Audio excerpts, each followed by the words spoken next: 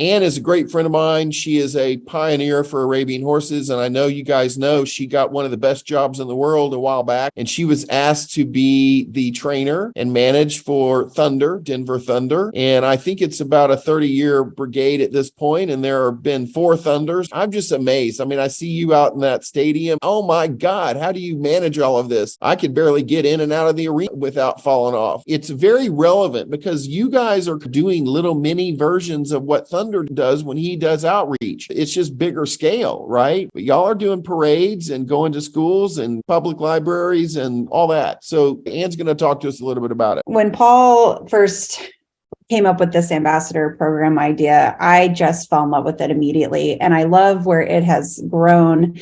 And I think that in our first year with this contest, it was just so much fun to see people getting excited about promoting the Arabian horse. And that's really what I'm here to help encourage and do, is get us excited about sharing the Arabian horse. It can be such a small thing that makes a really big impact, but I think it's really important to know that these little things that we do, really make a difference for people. And we don't want this contest to, sound overwhelming or scary, or that you've got to do a million things to participate.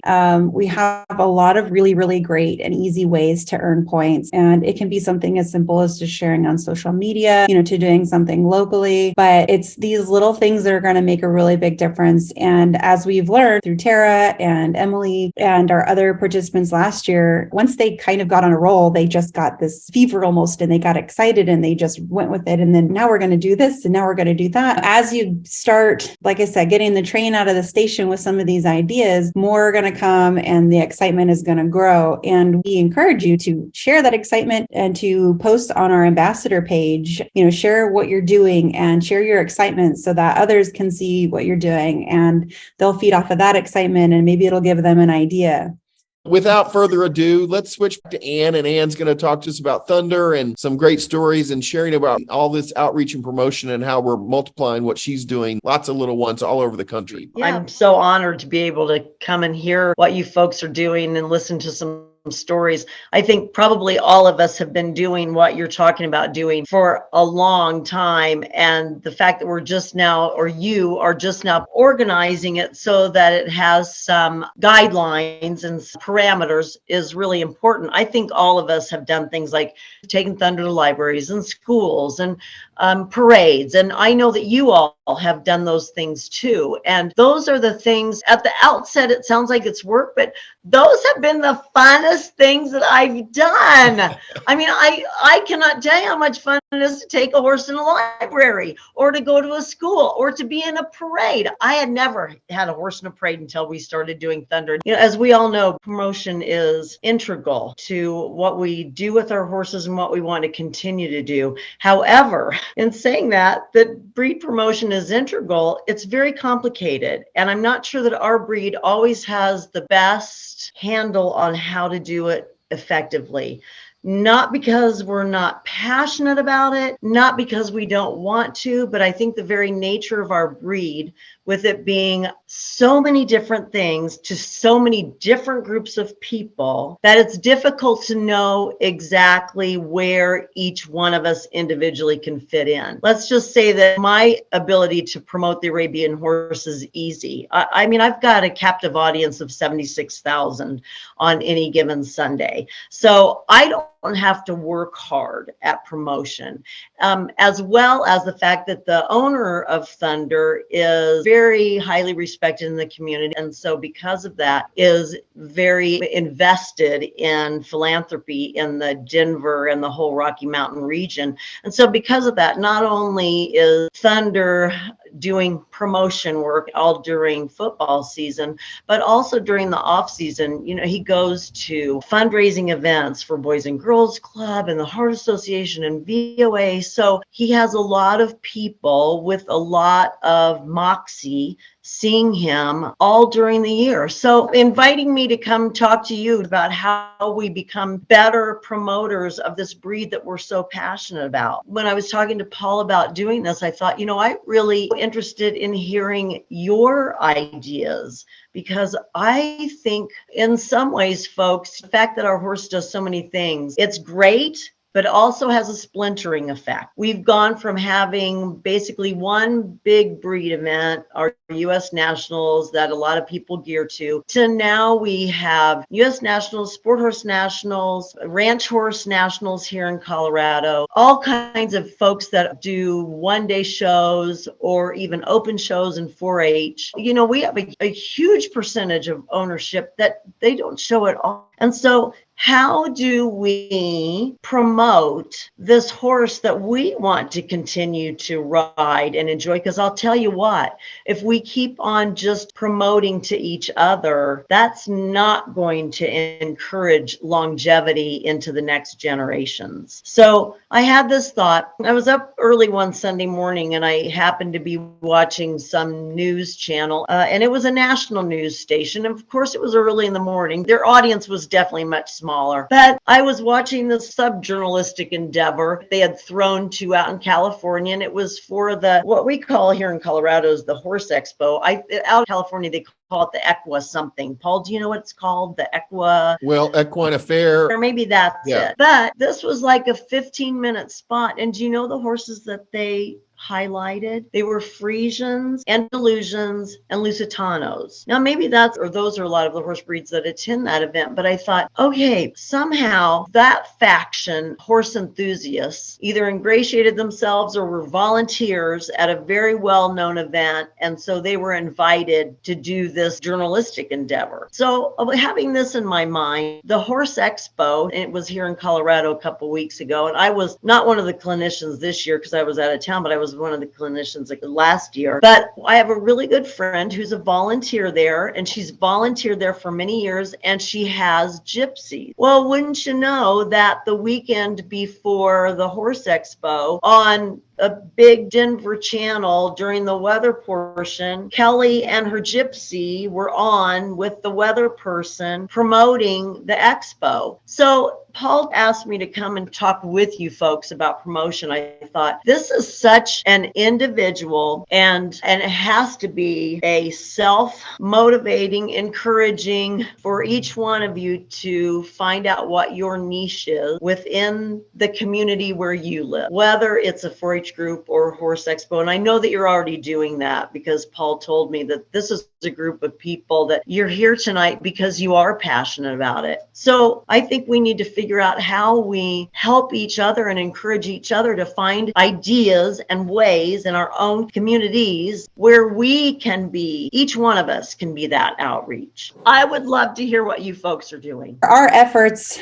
are grassroots, just as you're saying, and we are looking at our backyards and seeing where we can make a difference locally for what is going on around us. That is the key. And you're exactly right. Like I said, I think our participants last year did a pretty good job of that. And I think as we continue with this contest, we're going to see more of that because people they are going to get inspired by Emily and Tara and Lauren doing, like I said at the beginning, really seemingly small things that make a big impact on a local level. And that is where I think this breed needs some attention. But also we need to be trying to find places where there's spectators. There's people maybe who don't actually have horses, but are going to something to see horses. So like the expos, events, Tara did a car show last year. Awesome. I mean, that was pretty unique. It was just that people weren't even there to see horses. They were there to see a different kind of horsepower. Things like that are really, I think, unique and fun, and what this contest is kind of all about. Think about We Love Arabian Horses. We do a lot of Arabian events. We do about a dozen a year. But the reason we're there is for a different reason than we're at the car show. The reason we're at the Arabian events is so we can answer questions and have people inside the community know what we do. And some of them may want to become members of the club. They might want to be an ambassador contestant. They might want to be a sponsor or a donor or help. So that's why we do that. And then what we're doing here, and this is for Ann, this is where the rubber hits the road, so to speak, right? In this contest, because this is where we're going to build out over time 50, 100, hopefully one day 1,000 ambassadors. And what if each one of them is on average doing 6 to 10 events a year or something? Now you got some scale there to have the Arabian horse and the grassroots really touching folks, adults and kids. I have to tell you, one of the best ideas, because I do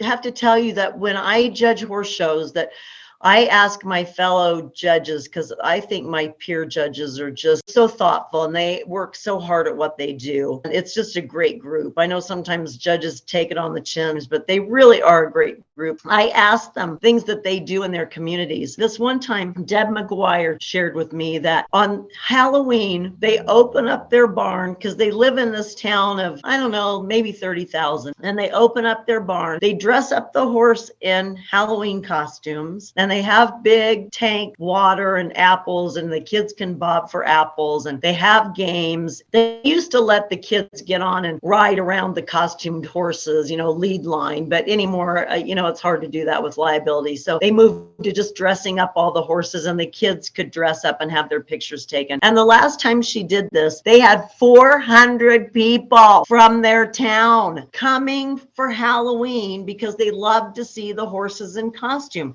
People love horses. So I share that story because I thought that was, number one, really ingenious of Deb, and also a way that she opened up both herself and our wonderful horses to the community, and also made her a good neighbor. And I think all of those things are important. I think that promotion's important because we love what we're doing and the horses that we're doing them with. But I also want people to believe that we as horse people are good neighbors. I think sometimes we get tagged sometimes as elitist or people who do things that other people can't do, either because of funds or because of ability. And so I think that the fact that maybe sometimes horsemen don't get viewed as good neighbors can also be part of how we perceive our successful job of promotion of our Arabian horses. I share that because I just thought that was a great and ingenious thing that Deb thought of. And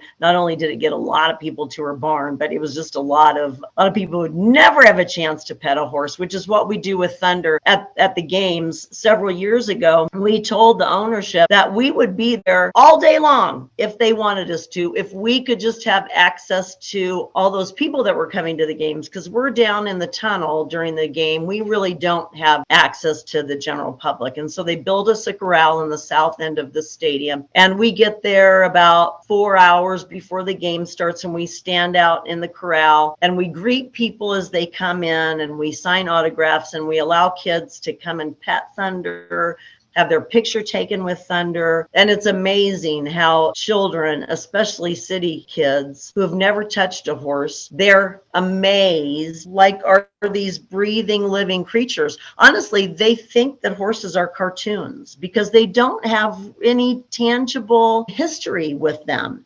And so Sharon and I really believe that one of the biggest reasons we're here on this earth is to make sure that kids in particular feel the magic of horses. I think just the basic laws of evolution, if horses don't continue to have a job here on earth, then eventually they'll evolve away. And horse shows are not necessarily what is driving a lot of people. I want to think that my job for the rest of what's left of my life is to make sure that I introduce as many people as I can to horses, because I want horses to be here for as long as people are here. And I think there's something magical and God-given to the nature of horses that is an incredible gift to us. Jessica mentioned we need to tag on with other events that are already in place. And Keystone did a great job with that this year with the Holiday of Lights and the thing at Thanksgiving, right? Because they already had a crowd of 10 or 20,000 people that were already at the event. So we Love Arabian Horses, looking for a place to put a new version of the Arabian Horse Fair. We might call it something different, but at some event like that already exists with thousands and thousands of people. Now, when you do your game days, you've got potentially 76,000 people wanting to walk by and touch that horse. Right. But I want everyone on this call to really see is y'all are doing the same thing in your local communities. It's just smaller little crowds of people. It might be 8 or 80 or 800, but every one of those touches is a touch that didn't happen before. Everyone I talk to in terms of marketing and promotion, the horse and what we're doing, how do you get them and then get them to touch the horse? And then how do you get them some next experience experience to follow up about the touch, right? So being able to track back and give people email information or follow up with them via text or phone calls is a goal in capturing that information. And pretty much echoed. I feel like she's my soulmate now. And I really appreciate you being here. And I just think you're hilarious and you're funny and you're smart and you're at all these huge events and you do the Super Bowl and all this. I see y'all out there and I'm like, I want to do that one day. I'm number one in line for being Ann's assistant. If you ever get one. I've been begging for this job for like 10 years. I'm not getting any younger, so keep working at it, Well, we may have to have a backup plan because I'm not getting any younger either. Actually, that's what I tell little girls all the time. I do this thing with little girls where I have my jacket on and I'll pick a little girl out of the crowd and I'll have her come up and I'll put the jacket on her. And of course, it'll be really big. It'll be hanging off of her arms. They're just thrilled. They're so excited to wear the jacket. And I say, you know what? You just keep riding hard and working really hard because I can't do this forever. And there's no reason why you can't do it. Yeah. So, yeah. So, you know what, Paul? There's no reason why you can't do it. Yeah. I like that. Hey, Ann, show everybody your Super Bowl ring. Oh, yeah, there it is. Can you see it? That's the Arabian horses and horsemen Super Bowl ring because that everybody in the world has worn this. They, especially all of our horse peers and friends at all the horse shows, they always want to look at it. And I always take it off and I say, here, you wear it for a while. I'm tired of it. So people wear this around and they have it on Facebook. And I honestly feel like you guys, this community of Arabian horse people has been so supportive of Thunder and the things that we do that I feel like everything that we do, you guys, I carry you guys right there on Thunder's back with me. And I can't thank you enough for all the support you've given us. So this is your guys' Super Bowl ring too. It's not just mine and it's not just Thunder's. It's the Arabian horse community's Super Bowl ring. Well, we appreciate you. And we really want to tell you and Sharon and Ernie, I mean, you guys work so hard and put so much effort and resources into this franchise essentially for 30 years now? I've been riding for 26 and Sharon has supplied the horses for 30 years. Yeah. So that's a long time. And one time we're going to interview you and chat about like, how do you really begin to train them and program them to not respond to cannons and flags and dancing cheerleaders?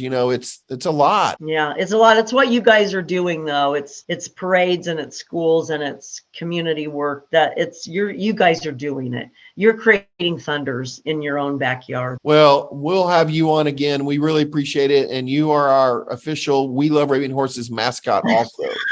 Okay, yay! All right, you guys. Thank you so much. I loved listening to all of you. I was supposed to fire you up and you all fired me up. Good. So thank you all. Have a good evening. Thanks, Ann. Bye-bye. This association and contest and everything has the most going for it out of any that I've ever done. Really? Like, I'm in the quarter horse one, I'm in the paint horse association one, and this one, because I have a very large variety of herd. I've got a little bit of everything, but this has by far been the most fun and all has the best prizes, the most incentive. It's way above and beyond the others. Good. I thank you for telling us that. I did not know. I'm good. Way above and beyond. It's going really well. I'm really glad to be a part of this. There's so much potential here and so many cool things happening. And I thank you, Paul. Thank you, everybody. Great, mighty ambassador team. What? Go team. Woohoo!